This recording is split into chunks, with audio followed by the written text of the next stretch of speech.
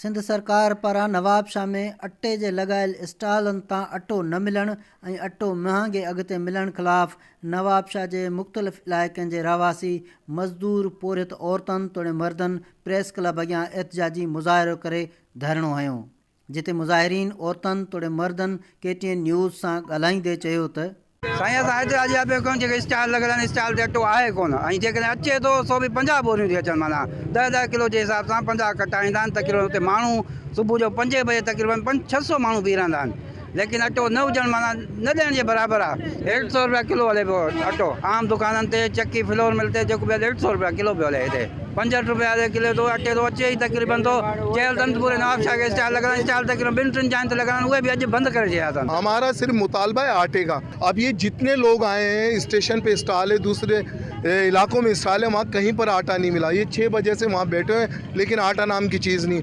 आटा 150 रुपये किलो कर दिया। एक मजदूर की मजदूरी है 500 रुपये, 65-60 रुपये तक तो आटा खा लेगा बंदा, लेकिन आगे तक कहाँ खाएगा। आटा नहीं मिलता, सस्ता कर दो। ज़रूरत इन ॻाल्हि जी आहे त सिंध हुकूमत अटे जे अघ ते कंट्रोल करे ग़रीब ऐं मिसकिन माण्हुनि खे सस्ते अघ ते अटो मिली सघे। कैमरामैन शोभान ख़ासकेली सां गॾु अमीर चांडियो, KTN न्यूज़, नवाबशाह।